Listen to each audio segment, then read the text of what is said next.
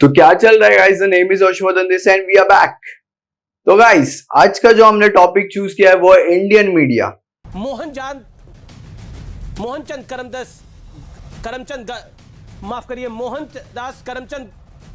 मोहनदास करमचंद गांधी ने एडिट किया है, एमके गांधी साहब ने एडिट।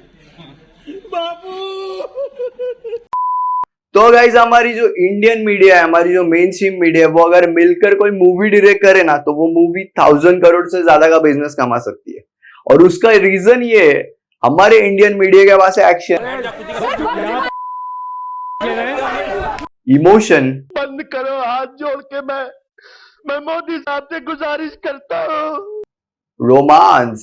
देश को संभालना है, देश को संभालना है, खुद को संभाल लिए। हाँ बिल्कुल। आईब्रो काट के चल रहे हो क्या आपको अच्छा लग रहा है? स्टडी करना है क्या? और वीएफएक्स तो मतलब यहाँ पर जो पेड़ है वो उखड़ रहे हैं, यहाँ जो तीन चीजें हैं वो अव्यवस्थित है, लेकिन इसके लिए तैयारियां कैसी हैं? एनडीआरएफ की टीम। तो हमारे इंडियन मीडिया का सडन शेयरनेस और नेचर ऑफ द मूव समझने के लिए हमें ब्रेक डाउन करना पड़ेगा कि अगर हमारी इंडियन मीडिया ऐसी है तो ऐसी क्यों है। The sheer suddenness of the move, the unexpected nature of the move, the unpredictability of the move. तो गाइस आगे बढ़ने से पहले एक बात बताऊंगा, कैसे लाइफ में ज़्यादा टेंशन नहीं लेने का, थोड़ा खाना खाने का, थोड़ा गाना गाने का और लंबा सांस लेके सब्सक्राइब करने का। सब्सक्राइब करो पहले, बहुत टाइम हो गया, किया नहीं यार अभी तक तुम लोग, ऐसा मत करो। ऐसा आइटम मेरे पास मत लाओ। तो आगे बढ़ते वीडियो में, अगर हम इंडियन मीडिया के रैंकिंग की बात करें पूरे वर्ल्ड में तो वो 161 पोजीशन पे आती है। मतलब अफगानिस्तान जहाँ पे रियल गन्स और रियल लोग पबजी खेलते हैं आपस में, उनकी रैंक इंडियन मीडिया से पहले है। तो बात करें अगर हम जो ट्रेंडिंग टॉपिक इंडियन मीडिया ने उठा के रखा था, मतलब जिसके अलावा उन्हें कुछ दिखाई नहीं दे रहा था, वो था सीमा सचिन लव स्टोरी। आलू भरा पराठा, पानी भरा गिलास, सीमा तेरी याद में, भूख लगे ना प्यास। शहरी जाना है मुझे घर जाना है, मुझे अपने घर। तो अभी इसमें जो हमारे पबजी प्लेयर और सिंगल संगठन के अध्यक्ष है सचिन, और जो हमारी वॉन्डरलस्ट है सीमा हैदर, जो पाकिस्तान से, दुबई से, फिर नेपाल और फिर इंडिया इलीगली आई थी। मतलब उसका जो डेडिकेशन है, क्या बात है उसमें। मतलब इन दोनों ने जितनी आपस में बात नहीं की होगी, उससे ज्यादा इंडियन मीडिया ने इनसे बात की है। लेकिन एक ऐसी गेम जिसे बहुत वायलेंट कैटेगरी का माना जाता है, वो आपको फोन मिल जाना, फिर उतना डेटा मिल जाना, उतना समय मिल जाना कि आप पबजी जैसा गेम खेल पाती थी, और उससे आप कैसे सचिन से जुड़ पाए? मैम ज़्यादातर तो रात में ही पबजी खेली मैंने जब शुरू में ही डाउनलोड करी थी पबजी गेम, सब खेलते। लेकिन अभी आता है ट्विस्ट। तो अभी कैसा ना, मतलब मैं पर्सनली बताता हूँ आपको, कैसे खुशी सबसे देखी नहीं जाती है और सभी के घर के बाजू में एक जेलस आंटी होती है। ये केस में भी वही है। सचिन क्या है? सचिन में लप्पू सा सचिन है, मुंह में से बोलना वहाँ पे आवे ना, बोलता वो है ना, झिंगुर सा लड़का, उससे प्यार करेगी वो। अरे तो बॉडी शेमिंग हो गई ना क्या? बोल रहे इंडिया में बॉडी शेमिंग वगैरह ऐसे शब्द नहीं चलते, मतलब क्या ही कर सकते हैं अभी। हे प्रभु, हे हरि राम कृष्ण जगन्नाथ प्रेमानंद, ये क्या हुआ? तो अभी ऐसा पहली बार तो हुआ नहीं कि इंडियन मीडिया ने ऐसे ट्रैश न्यूज दिखा के व्यूज इकट्ठा किए। इसके पहले भी ऐसे सिनेरियोज बहुत बार बन चुके हैं। बिल्कुल बिल्कुल बगल में वो गाड़ी हम लगाएंगे, और ये देखिए रिपब्लिक भारत इस वक्त दीपिका की गाड़ी के बगल में गाड़ी है। क्या दीपिका आप ड्रग्स लेती है? दीपिका पादुकोण बताइए क्या आप ड्रग्स लेती है? और ऐसा भी नहीं है कि इंडिया में बड़े प्रॉब्लम्स नहीं है, इंडिया में बहुत बड़े बड़े प्रॉब्लम्स है, जैसे unemployment, farmer suicide, then we have corruption, या फिर अगर हम रीसेंट क्रिटिकल सिचुएशंस की बात करें तो जैसे Manipur. Ransacked houses, charred vehicles, and buildings that are ablaze. These horrifying visuals narrate the tale of Manipur's ordeal, as the state continues to be at the forefront of violence and arson. But as day after day of unrest and severe damages pass, it prompts us to ask, what has caused this situation? Manipur में ethnic violence plunge हुआ था between the two largest communities, that is Meitei community and Kuki community. वहाँ पर multiple killings और lynchings के report आए थे। And अगर हम उस सिचुएशन को गौर से देखें तो more than 180 people have been killed, more than 300 people have been wounded, and approximately 55,000 people have been displaced. और अगर हम हरियाणा की बात करें जहाँ पे कम्युनल क्लैशेस हुए थे from 31 July to 6th August, where 2 home guards and 4 civilians were killed and more than 70 people were injured in that clashes, which happened in Gurugram, Sohna and Nuh.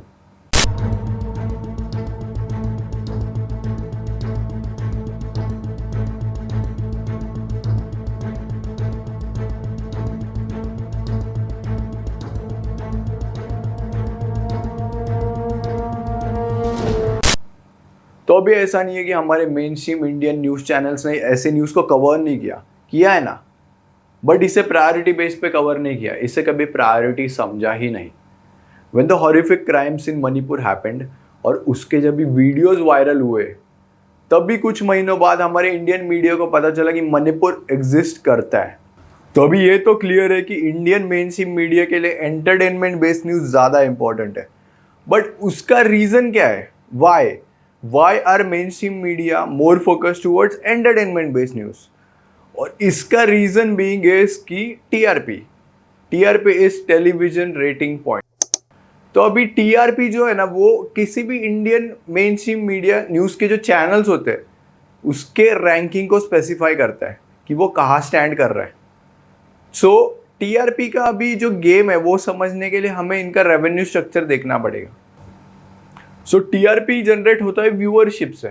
So viewership is basically एक audience एक news channel को कितना respond कर रहा है and this response calculated by the BARC. तो अभी Indian news channel के रेवेन्यू जनरेशन के 2 ही तरीके हैं. First is subscription based and second is advertisements. तो अभी सब्सक्रिप्शन बेस्ड की अगर हम बात करें तो न्यूज़ चैनल्स के जो मंथली रेट है वो लगभग 0 है.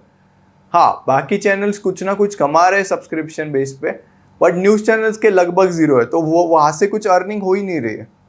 कुछ भी. तो अभी दूसरा जो ऑप्शन बचता है वो एडवर्टीजमेंट्स. सो अभी एडवर्टीजमेंट्स के जो डिस्ट्रीब्यूटर्स है वो भी 2 तरीके के हैं. प्राइवेट तो है ही है, लेकिन जो दूसरे है that is the biggest advertiser selling brand which is state and central government. तो अभी मल्टीपल गवर्नमेंट स्कीम्स जो होते हैं जैसे स्वच्छ भारत मिशन, आयुष्मान योजना, उज्ज्वल योजना, PM जनधन योजना एंड मैनी मोर. तो भी बहुत सारे मल्टीमीडिया कैंपेन्स होते हैं जो ऐसे फ्लैगशिप स्कीम्स को प्रमोट करते हैं.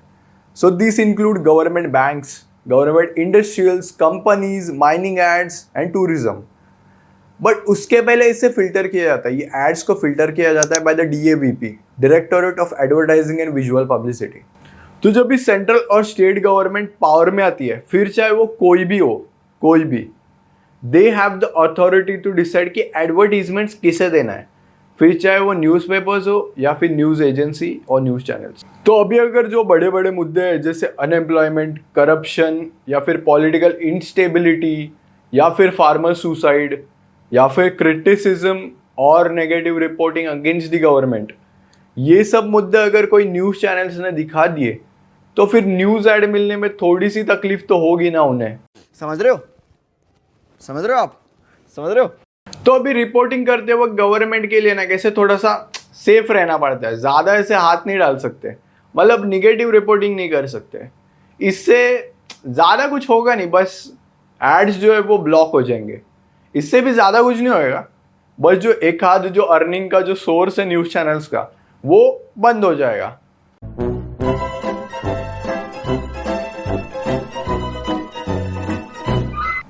तो अभी बहुत ज़्यादा पैसा लगा है गवर्नमेंट का एडवर्टीजमेंट्स में, because according to a reply by the ministry of information and broadcasting in Rajya Sabha, around 376 crores have been spent this year on print and electronic media advertisements.